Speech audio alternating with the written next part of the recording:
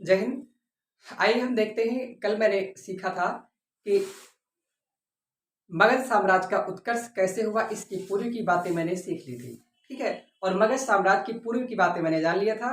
कल मैंने ये सारी बात जान लिया था कि जो बिंबिसार था, बिंबिसार ने कितनी शादियां की थी। तो आपने कल देखा था बिंबिसार की पहली शादी किससे होती है, तो आप जानते हैं उसका नाम होता है चिलना। अर्थात कौन, एक राजा होता है, उसका नाम चेटक होता है। कौन? चेटक। उसकी बहन थी, बहन की पुत्री, तो उसकी पुत्री थी, उसकी पुत्री का नाम चिलना या छिलना मिलता है। ठीक है, कुछ स्रोतों में छिलना मिलता है, जिसका पुत्र अजातशत्रु होता है। ठीक है, और चेटक की बहन का नाम क्या था? त्रिशला। त्रिशला की पुत्र कौन था? महावीर स्वामी। आप ये जानते हैं जैन धर्म के जो फाउंडर बनते हैं, वास्तविक फाउंडर। ठीक है, ये सारी बातें हो गई। और बिंबिसार ने एक शादी की थी, जो कौशल नरेश थे, उनका नाम था प्रसेनजित, उनसे शादी की थी। अर्थात उनकी बहन महाकोसला देवी शादी की थी, प्रसेनजित से शादी न करा देना। ठीक है, उसकी बहन महाकोसला देवी शादी की थी। फिर मैंने ये सीखा था, इस प्रकार से देखा जाए महाकोसला देवी अप्रत्यक्ष रूप से अर्थात सेकेंडरी माता बन गई किसकी? अजातशत्रु की। समझ जाएंगे। जो बाद में अजातशत्रु आक्रमण करता है राजा प्रसेनजित के यहाँ, तो राजा प्रसेनजित के पर आक्रमण करता है, लेकिन उसका खुद हार जाता है। समझ जाएंगे ना। इस प्रकार से मैंने देखा था कि अजातशत्रु ने काशी को गंवा दिया, अर्थात किसके अधीन हो गई? काशी जो है किसके अधीन? प्रसेनजित के अधीन हो गई। लेकिन उसको बंदी बनाकर ले आते हैं अजातशत्रु को, और अजातशत्रु जब आता है तो साम्राज्य में ही उसकी एक पुत्री होती है राजा प्रसेनजित की, उसका नाम होता है वजीरा। ठीक है, वजीरा से शादी कर लेता, वो प्रेम विवाह कर लेता है। इस प्रकार से पुनः अजातशत्रु को वजीरा के द्वारा यानी वजीरा के साथ साथ काशी पुनः प्राप्त हो गई। समझ जाएंगे। इस प्रकार से प्रसेनजित को मैंने सीखा था कि ये चले गए थे बुद्ध के शरणों में, और जैसे ही बुद्ध के यहाँ गए, बुद्ध के शरणों में गए, आप बुद्धम, चलो बौद्धिस्ट बन जाएंगे। ठीक है, तैसे ही कौशल में विद्रोह हो जाता है। इस विद्रोह को दबाने के लिए ये पुनः लौटते हैं, और लौट करके अपने दामाद अर्थात अजातशत्रु के पास मगध जाया ही करते हैं कि चलिए उसको व्यवस्थित किया जाए। समझ जा रहे ना। तो वहां पर जाते जाते रास्ते में ही इनका देहांत हो जाता है। अंततः जब अजातशत्रु को पता चलता है, तो वह आकर के पूरी तरह से काशी तो पहले ही है, कौशल पर भी अधिकार कर लिया। फिर मैंने कल ये सीख लिया था, इस प्रकार से मगध के अधीन काशी और कौशल दोनों राज्य हो जाते हैं। समझ जाएंगे ना। आज आगे की बात करते हैं। तो देखो, अब ये अवंती राजा था, अवंती राज क्षेत्र, ये महाजनपद अवंती हुआ करता था। अवंती वर्तमान का मध्य प्रदेश, इसके दो भागों में बटा होता है, एक उत्तरी अवंती, एक दक्षिणी अवंती। उत्तरी अवंती की राजधानी क्या होती है? उज्जैनी। उज्जैनी वर्तमान का उज्जैन। उज्जैन आपका क्षिप्रा नदी के तट पर है। समझ जाओगे ना। और दूसरा है दक्षिणी अवंत की राजधानी महिष्मती, वही महिष्मती साम्राज्य जो बाहुबली मूवी आप देखते हैं। समझ जाओगे ना, ये वही है। तो यहाँ का शासक एक होता है चंड प्रद्योत। क्या नाम होता है? अवध का एक शासक होता है चंड प्रद्योत। ठीक है, चंड प्रद्योत ये बहुत ही क्रूर शासक था, इसलिए इसको जनता ने कहा था चंड प्रद्योत। ठीक है, इसको एक बार फोड़ा हो जाता है, और जब फोड़ा हो जाता है तो मगध की बात करेंगे, केवल मगध मगध की, क्योंकि हमारा मुख्य पॉइंट क्या है? मगध को समझना। ठीक, और मगध का शासक होता है बिंबिसार। क्या? बिंबिसार होता है। तो बिंबिसार का एक राजवैद्य था जिसका नाम जीवक था।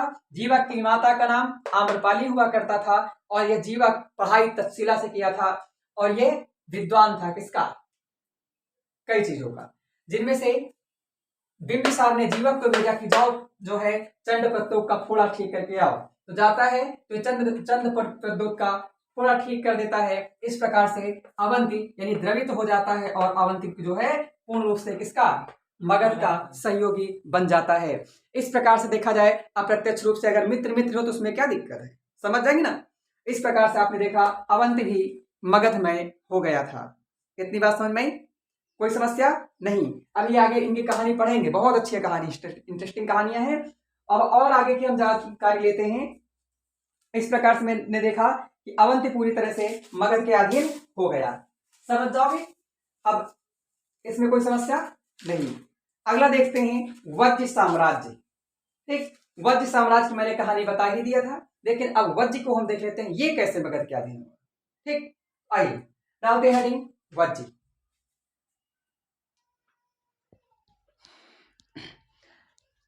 देखिए भाई, अगला हम देखते हैं कि जो मगध महाजनपद है, मगध महाजनपद के अधीन दूसरा महाजनपद कौन हुआ और कैसे हुआ। ठीक है, दूसरा महाजनपद कौन और कैसे हुआ। तो दूसरा महाजनपद मैंने सीखा है वज्ज। क्या सीखा है? वज्ज। एक वज्ज महाजनपद हुआ करता था। तो देखो भाई, वज्ज महाजनपद दो भागों में बटा था। कितने भागों में? दो भागों में।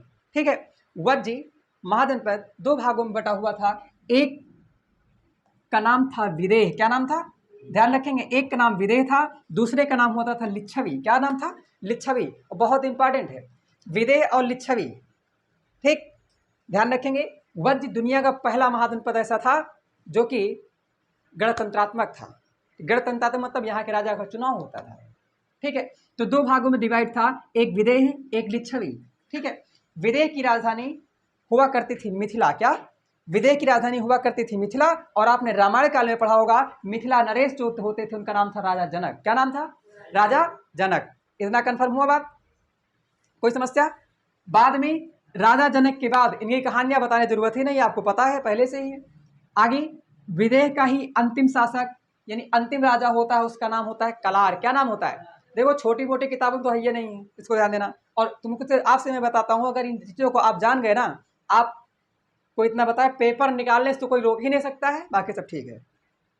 आप प्रस्तुतिकरण कर पाओ या ना कर पाओ, एक युग ऐसा आएगा कि जितने भी, जैसे आज क्या है, आज देखा जाए ज्ञान के क्षेत्र में जो युग है संत महात्माओं का है, ऐसा ही तो है। आज एक तरफ तुम बैठ करके कोई ज्ञान देने लगो और एक तरफ जो है संत महात्मा ज्ञान देने लगे, संत महात्मा की तरफ भीड़ जुट जाएगी, तुम्हारी तरफ भीड़ नहीं जुट पाएगी। लेकिन आपको ये पता होना चाहिए कि जो प्रेजेंट टाइम का युग है, इस समय के कोई चीज़ बहुत चरमोत्कर्ष पर है, अर्थात विज्ञान बहुत हाईएस्ट लेवल पे जा रहा है, और एक तरफ किसी एक युग का अंत हो रहा है। हो रहा नहीं हो रहा? कौन सा युग?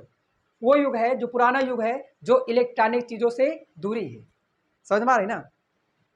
यानी एक ऐसा युग का अंत हो रहा कि कोई ऐसा युग है, लोग जैसे आज के बूढ़े लोग देखिए, क्या उनको मोबाइल का मतलब पता है? नहीं। मोबाइल में चित्र का मतलब पता है? नहीं। गूगल का मतलब पता है? कुछ नहीं पता है। ये एक ऐसी अंतिम पीढ़ी होगी। ठीक, शायद ही ये इस दौर की अंतिम पीढ़ी है, क्योंकि आने वाले टेक्नोलॉजी, जैसे आज के समय के लगभग जो भी व्यक्ति 35-40 साल का है, हर एक व्यक्ति को टेक्नोलॉजी का मतलब पता है, मोबाइल का मतलब पता है ना। लेकिन आज के समय में वो लोगों से मिलिए आप जो 60 साल 70 साल 80 साल के हैं। ठीक, अब मोदी जी जैसे बात नहीं करते हैं, वो अलग बात है। ठीक है, अधिक से अधिक जनसंख्या ऐसी है, उसका मोबाइल का मतलब नहीं पता वास्तव में। ठीक, मूवी देखते, तुम पूरा मूवी देखा करो, पड़ोसी जो है बगल में, मान लो आपके दादा ही कोई बैठे, सुनो पता नहीं क्या हो रहा है, नहीं समझ पा रहे हो। वो आती है, डांस करके चली जाती है, नायिका चली जाती है, उसके बाद आता है गोली से उड़ा देता, पता ही नहीं चलता है क्या। ठीक, तो ये शायद अंतिम युग है, समझ जाओगे ना। आने वाले समय में कोई ऐसा व्यक्ति नहीं होगा जो कि टेक्नोलॉजी से संपर्क ना रखता हो। ठीक, तो समझ सकते हैं। तो एक दिन ऐसा आएगा कि हम जैसे आप जैसे लोगों को सुनने के लिए लोग उतावलित होंगे, पक्का होंगे, उसमें कोई शक की बात नहीं है। और एक साथ विज्ञान और धर्म दोनों एक साथ हमेशा से चलते आए हैं और ये चलते रहेंगे। ठीक, तो देखिए, विदेह विदेह की राजधानी क्या थी? मिथिला। और मिथिला का शासक कौन था? राजा जनक। और बाद में विदेह का ही अंतिम राजा बनता है कलार। क्या बनता है? कलार। जो कलार होता है, ये एक कोई ब्राह्मण कन्या होगी। कन्या मतलब समझ पा रहे हो? नहीं, हाँ, कन्या कन्या, ठीक है, समझो।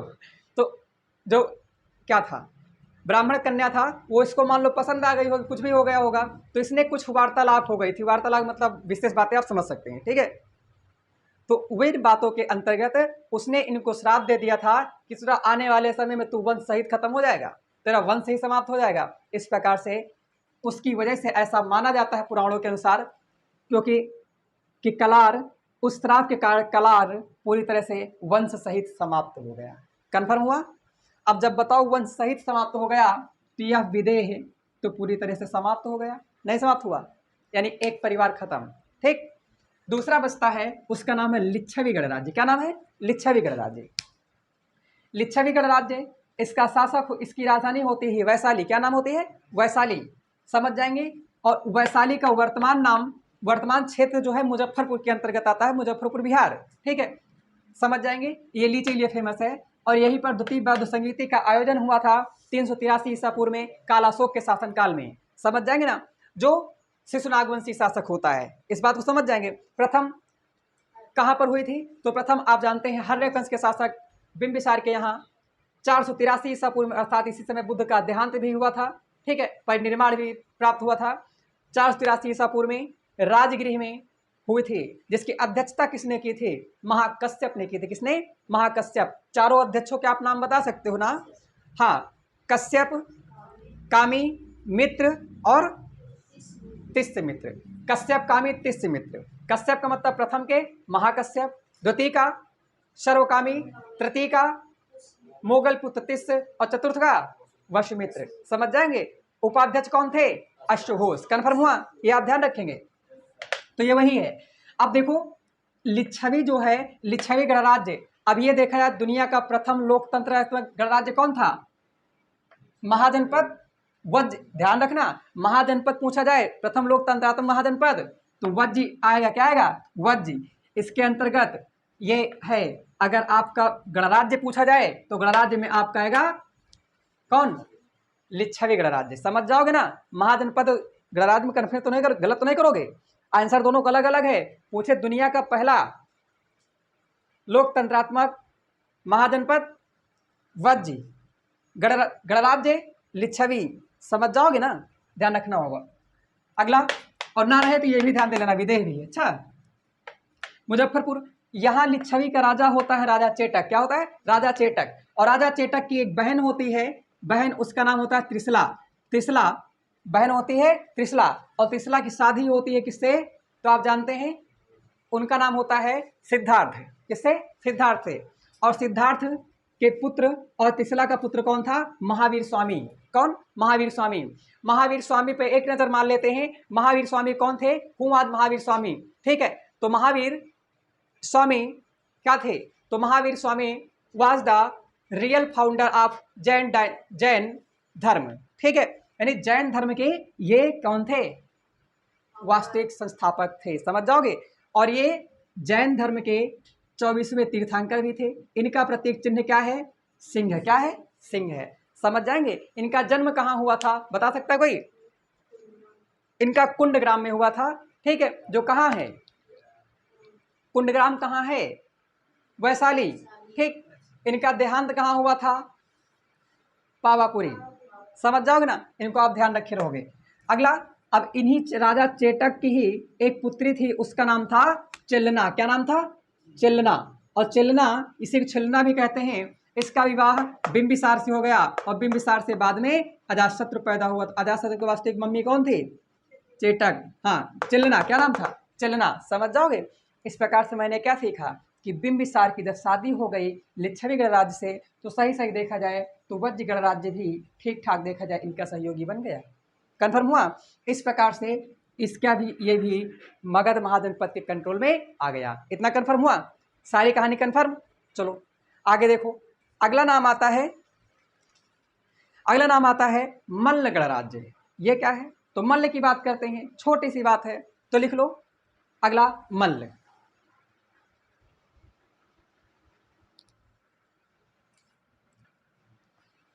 देखो अभी, अब अगला जो है मगध और इससे संबंध रखने वाला एक अगला जो महाजनपद था उसका नाम था मल्ल। क्या नाम था? मल्ल एक छोटा सा गणराज्य था। क्या था?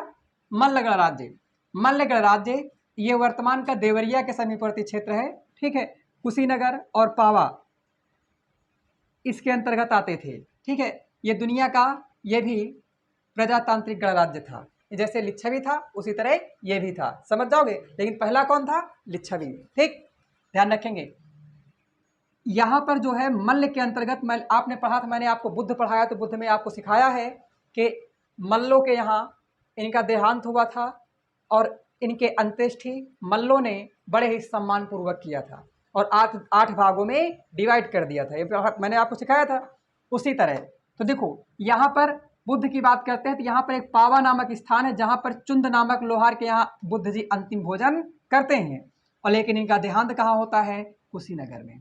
तो बुद्ध का देहांत कहाँ हुआ था? कुशीनगर। उसी को कुशीनारा के नाम से भी उस समय जानते थे। ठीक, अगला देखो आता है चेद गणराज्य, इंपॉर्टेंट है, चेद गणराज्य। ठीक, तो चेद गणराज्य, इसकी राजधानी क्या थी उस समय, यानी चेद महाजनपद था, गणराज्य नहीं था, महाजनपद। इस महाजनपद की राजधानी उस समय शोथमती थी। क्या? शोथमती, या इसे शोथमती भी कहते हैं। यह वर्तमान क्षेत्र इसका बुंदेलखंड है। क्या है? बुंदेलखंड। तो वर्तमान क्षेत्र बुंदेलखंड। ठीक, और यहाँ का चेदी जनपद का मुख्य शासक होता था शिशुपाल। क्या नाम था? शिशुपाल। काम खत्म। ये बहुत छोटे छोटे थे, जैसे आज का राज्य मान लो गोवा है, छोटा है ना, सिक्किम है, छोटा है, उसी तरह ये था।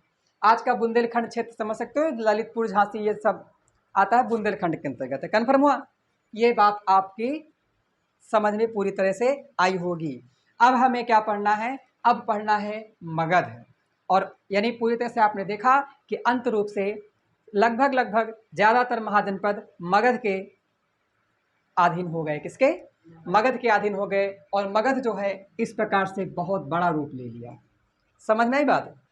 इसके अगल बगल के जितने भी थे लगभग मगध के क्षेत्र को ले लिया था। ठीक, मगध ने ले लिया था। तो ध्यान से देख समझेंगे। अब क्या है मगध? अब हमें पढ़ना है मगध। इस प्रकार से आपको पूरा समझ में आया होगा कि मगध इतना ब्रॉड हुआ क्यों। ठीक, क्योंकि अगल बगल के लोगों को विजय अभियान करके या वैवाहिक संबंध स्थापित करके या विजयी करके कुछ ना कुछ करके उनको अधिक से अधिक साम्राज्यों को अपने में मिला लिया। काम खत्म। इस प्रकार से मगध एक बड़ी मछली के रूप में निकलकर सामने आया। ठीक, तो दुनिया का प्रथम गणराज्य कौन बना? लिच्छवी गणराज्य। ठीक, यह वज्जी महाजनपद। समझ जाओगे ना, कोई शक नहीं। अब आप हेडिंग डालेंगे मगध। अब पढ़ना है मगध।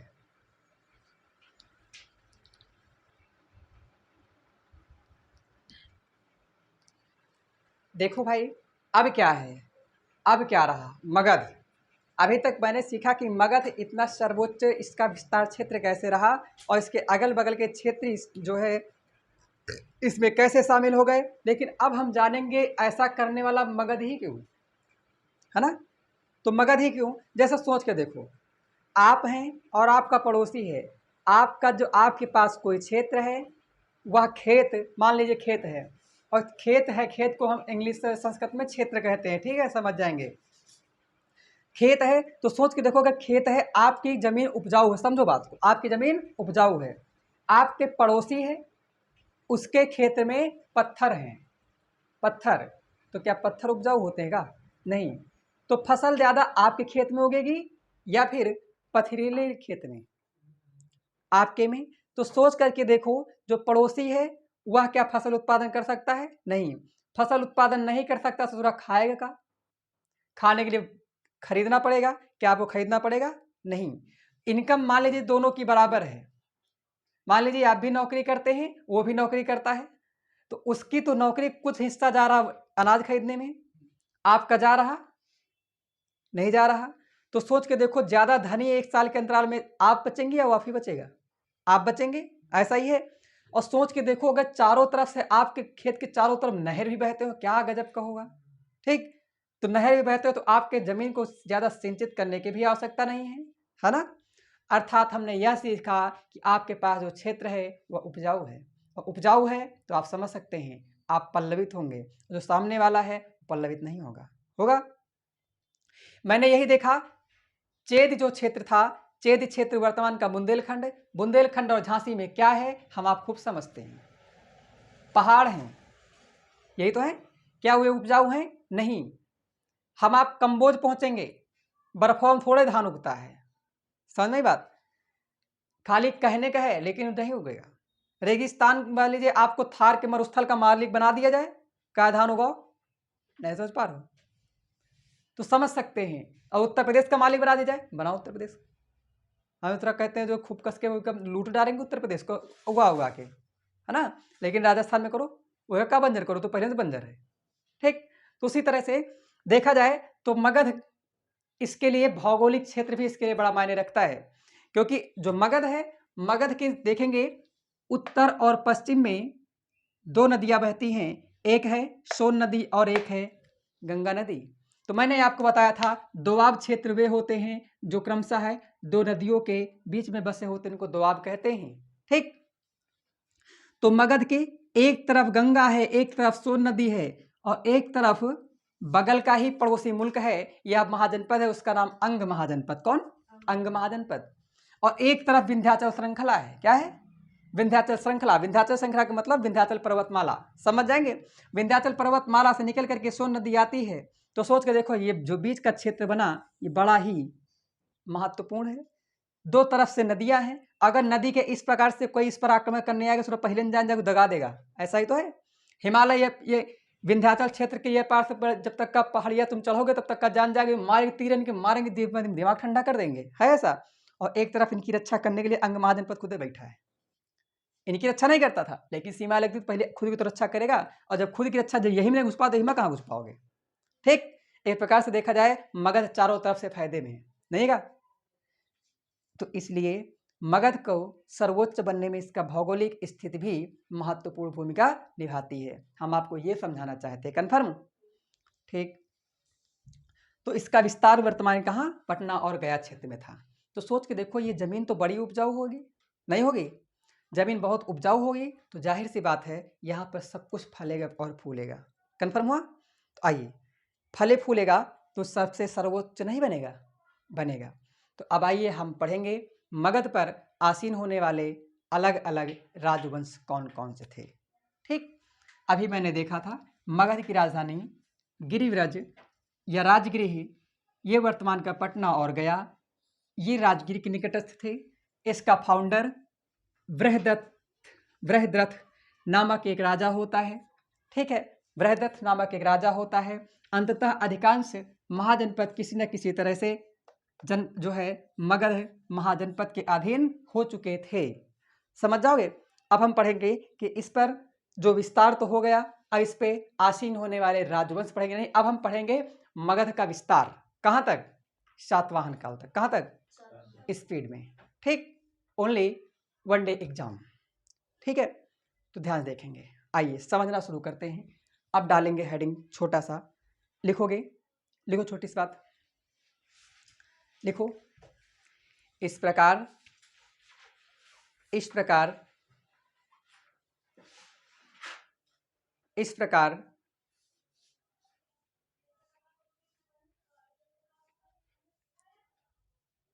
मगध महाजनपद की उत्कृष्टता में, मगध महाजनपद की उत्कृष्टता में भौगोलिक स्थितियों का भी महत्वपूर्ण योगदान रहा।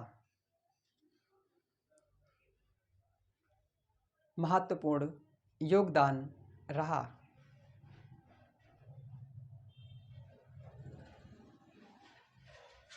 महत्वपूर्ण योगदान रहा। आगे मगध, नई लाइन से, मगध का संस्थापक